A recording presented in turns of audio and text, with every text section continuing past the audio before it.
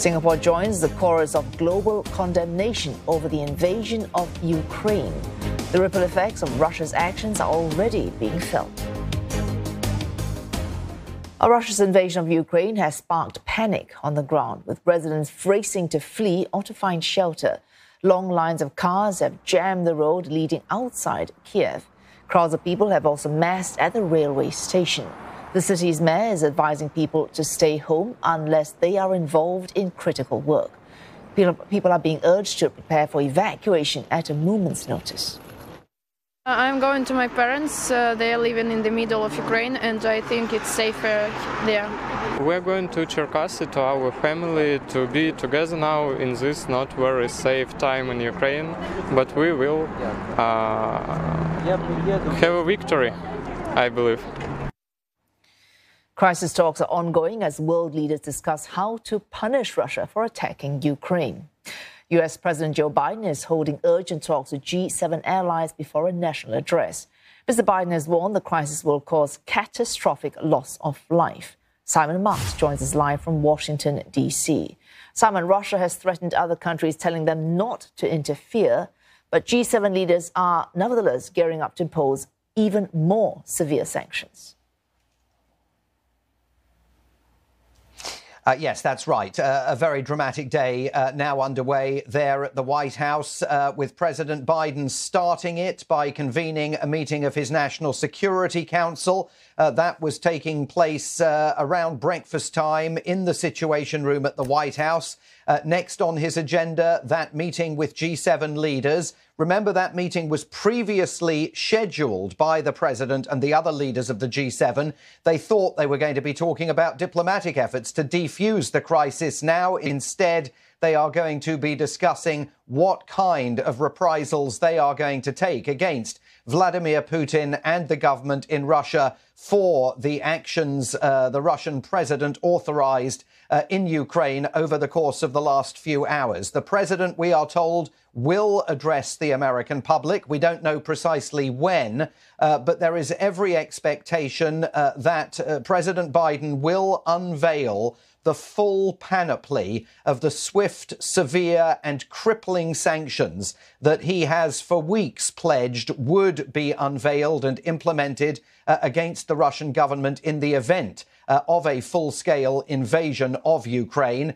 One question that we're waiting to see is whether the White House goes ahead and sanctions Vladimir Putin personally. The White House press secretary on Wednesday said that was still very much on the table, that no options had been taken out of the array of choices that President Biden faces. But numerous analysts of the situation in Russia and Ukraine argue that if you want to get Vladimir Putin's attention, you've got to hit him and the Kremlin elites financially by freezing their assets, freezing the assets of Russian oligarchs who have invested some of Vladimir Putin's money in Western capitals, including, of course, London, and cutting Russia's banking institutions off from the rest of the world's financial institutions. So a very tough set of sanctions expected to be unveiled. I think one of the big questions is going to be, does the White House hold anything back? Or are they going to put everything out there today and hope that it creates some kind of deterrent for Vladimir Putin as those Russian forces continue their offensive in Ukraine? Simon, by preempting these sanctions, you had the Foreign Minister Sergei Lavrov in the last few days saying we are used to sanctions, and Russia is used to sanctions. It has been under them for years and is prepared for them. If it has already factored in sanctions, any kind of sanctions, do you think there's any real weight to any more sanctions, crippling or otherwise, that Washington can threaten?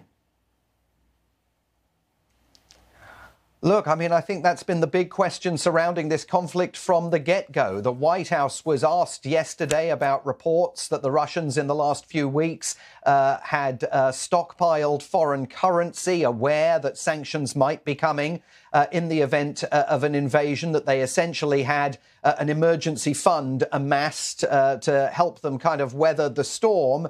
And the White House press secretary was very dismissive of that, saying, look, you can only use rainy day funds once. Once you've used them all, they've all gone. But the reality is that in 2014, when Joe Biden was vice president, then President Barack Obama imposed what the United States said were going to be crippling sanctions on Russia after the annexation of Crimea. And they evidently did not do enough to constrain Vladimir Putin's actions in 2022. The White House insists that this time things will be different, but they are absolutely leading with economic sanctions and continuing to insist no American troops will be deployed in Ukraine, and under no circumstances will Joe Biden find himself dragged into a war with Russia. And once you take those issues off the table, that really does narrow the options that the Biden administration has available to it.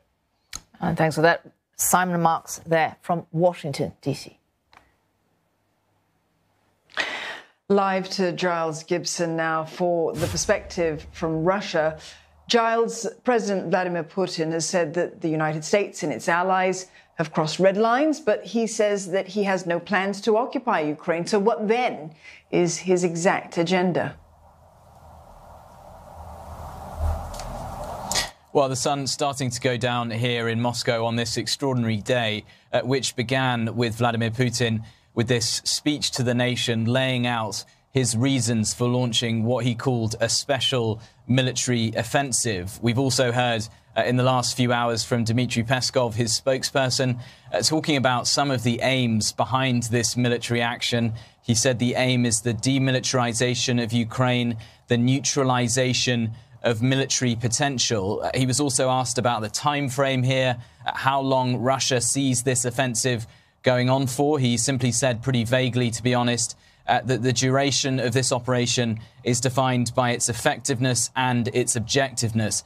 And that phrase, special military operation, is what we keep hearing from Russian officials to describe what is going on right now. But clearly, if you ask the Ukrainian government, they are saying that this is just much, much broader. Of course, those reports of explosions going on in Kyiv, in cities right across Ukraine, and also the Ukrainian government saying that they are seeing columns of Russian troops crossing the border, not just in those breakaway regions in the east of the Ukraine, but also to the north and to the south as well. So that is why we're hearing from the Ukrainian government over the last few hours that they are calling this a full-blown invasion.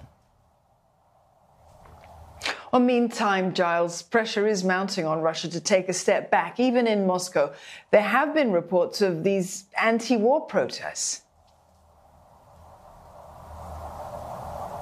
That's right. And there is also a well-known independent newspaper, Gazeta Novaya, which is announcing that it is going to publish its next edition in Ukrainian as well. So really a show of defiance from one of the few remaining independent voices, independent pieces of media here in Russia. If you look at state-controlled TV, though, I can tell you it's a very, very different story. You are just simply seeing a rolling sort of showcase of Vladimir Putin's dawn speech earlier on, as well as images of the Russian military. So that is the message that the Russian state, that the Kremlin is trying to push out there as its forces push into Ukraine.